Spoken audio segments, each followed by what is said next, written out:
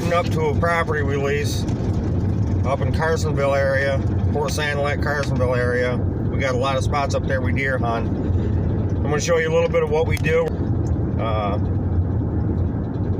Just going to kind of give you the walkthrough of how it is we start off with preparation in the deer woods. A couple of the tips I'm going to show you guys, because in Michigan here, you're not allowed to bait. So you're not allowed to use attractants, you're not allowed to do anything like that. So you use natural attractants. I'm going to show you how I set up, where I set up, a few little tips that will help your success in that deer woods. Stay tuned. So we got two main deer runs right here and right there. And then it just goes down right through. 3 deer runs. Yeah. I'm going into 1. Goes on here, an old buck rub right there on that cedar, big buck rub. There's some nice bucks up here. Like I said, we don't shoot small ones. And then here's a beat down deer run right through here. And I know they bed back in there and over back in that brush field back there, they bed as well. So there's a lot of west, southwest, and northwest winds during season. They follow this logging trail too. There is spots for stands, but I'm thinking, and my dad's thinking as well, we're gonna put that pop-up blind back over here by this camper. It's more natural. And yeah, hang that licking branch, which we'll talk about here in a minute. But yeah, hanging that licking branch right there would be a good spot right off the edge of that deer run. Actually, yeah, it would. Yep, or we could hang it off that too. I know, I thought of that too. I don't know which one. Which we got twine, which I'll show you here in a minute. For now, we're going to shut the video off till we see what we're really going to do. What's coming through here are absolutely nasty, and we know for a fact this is all bedding. And I'll show you what we did with the licking branch, which we'll show you when we go find a spot for me too. You know, the good thing about it, it's dripping. Yeah. And what we do here is we find a branch, and we use some twine, and we'll tie one of these vines, and they're dripping here off the end. And you just make a little spot. That's how you make a mock scrape. My dad likes them with the 2 branches. I like them with the 1. And they kind of blow in the breeze like that, and they'll drip as they go. And every deer in the woods coming down this runway right here is going to stop, and they're going to hit this licking branch right here. So there's, like I said, there's a logging trail, bedding area. That's all bedding area right in through a huge deer run. There's a crop field out back here behind my dad, about 100 yards. And then there's another hay field down here, butts up to the winter wheat and alfalfa. That's actually butting up closer to us, about 200 yards down there. So Dad set up between 2 food sources right in the bedding zone, and we're going to put a pop-up blind. Would be our best option right back there. So that's what we're going to do at this spot, and let's go check out mine. So I found a nice deer on here leading into the hardwoods. And as you can see back there is a hay field, about 150 yards. And then out through there is an alfalfa field about 90 yards. So another setup between 2 food sources. The bedding's all in between me and Dad. And then there's bedding way back in here too. But I've watched them lay down through this hardwoods as well. So I'm thinking I want to put a pop-up blind back over here by this camper. Just tucked in behind it, and there's an old logging trail. Here's a deer on here too. Look at that one right there. Yep, so I'm thinking on putting my blind right over in here behind this. And then right there's an old logging trail. So when I find them old logging trails in the middle of the woods, I like it. But look how beat down this deer run is right here. That's a heavily used deer trail. Right here, up over this log, going right in through there, out to that field between both that field and that field. And I like how thick and how fallen the stuff is in through here. You know, them big bucks could lay right up in there during the rut waiting for the does to come by cruising. So great early season and rut spot for sure. So won't be able to see too far, but you only need to be able to see where that buck's going to be. So this looks like a good spot. So I'm going to set up and I'll show you what I do with my licking branch and stuff like that. The reason I keep talking about these licking branches is every deer in the woods will hit those licking branches, sharing that preorbital gland scent. They're not really going to pay too close attention to you, especially by the time season gets here. We're starting late this year, but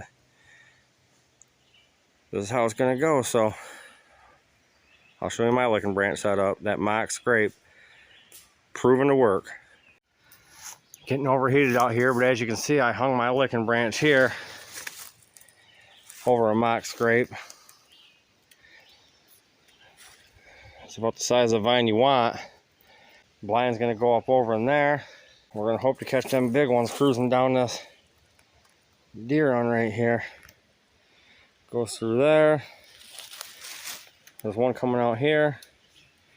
And it goes right back in through there into that hardwoods out to that ag field. So nice looking setup in here. And then there's that backfield again. So I'm gonna do some clearing out. There's another nice runway right through there coming over them logs there.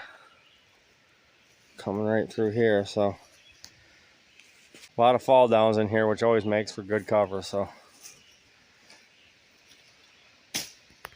step one to the setup. Hung a camera up there, watching over that licking branch. It's hanging right there. There it hangs. Mock scrape. So, step one. Here's that deer run right here going over that big log. Going right through there like that. Nice. So as you guys can see, we just showed you a few minor things that we do when we enter those deer woods in preparation for the upcoming season. Those licking branches, let's talk about those. Licking branches are excellent to get that deer to come in there. Every deer in the woods will hit licking branches. Every deer share them same licking branches, and hanging one like that, them vines are excellent for a licking branch. You know, 3/4 inch are my favorite size for the licking branches. My dad likes them a little thinner and longer, and everybody's got their own preference. People hang ropes. I don't like to use a rope. Too much human scent left on those things. But that's another thing, human scent. You don't want to walk through the woods sweating during season, you know, and trampling all over everything. You want to get out there early, get your spots cleared out, make your pass in and out of that setup to where you're not going to spook deer. We're setting up real close to deer bedding, as I showed you in the video. We're setting up right in their bedding area, right in between two food sources. There's a water hole quite a distance back, which I might set up a water hole close by to that second setup I showed you where I'm going to be set up. But there are spots to hang stands there, but we're going to set up ground blinds. We found out that it's just going to be a better way to hide a ground blind back in there by those campers and those woods, as you know. We call it the junkyard hunting. It's the deer are used to it. You put a pop-up blind in there and brush it in and right up against those campers, and you're set up pretty good. They're not going to pay too much attention, especially when you set it up this time of year, which we're going up tomorrow to set those up.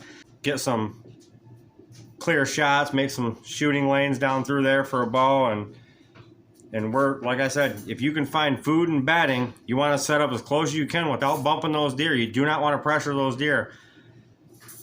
It's different if you're going in the woods and you're just going out there to hunt and you're trying to shoot a little buck. You can do that anywhere, but when you're after a mature deer, you got to outsmart that deer.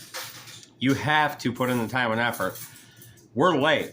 Usually we're doing this stuff a month ago, you know, but I just want to show you guys a little bit of that. Those licking branches are excellent. Put them right where you can get a nice shot to that licking branch, because you won't believe the deer that will stop and hit those licking branches. Like I said, I might add a water hole to that spot because the water is kind of far away from where we are. I mean, we're looking at about 600 yards. So if I can put water right next to that bedding, that's going to improve that spot too. There's a lot of apple trees and stuff in there that grows apples too. So there's a lot of food throughout the woods, a lot of acorn trees. You know, white oaks are dropping all through that whole hardwood. So there's a lot of food, including those ag fields on each side. They're alfalfa and winter wheat, and back behind about 1/8 of a mile behind the woods that I was set up in, there's a cornfield that's about 70 acres. So that's good cover, you know, and deer like to hide out in that. So just keep watching. I'll keep showing you tips, tricks, and tactics heading into the deer season. I'm going to keep doing fishing videos until then. I just want to show you a little bit of something, you know, and kind of bring you up on what we're doing in the deer woods as we go. So thanks for watching Spars Outdoors. Hit that subscribe and keep on watching. Thanks.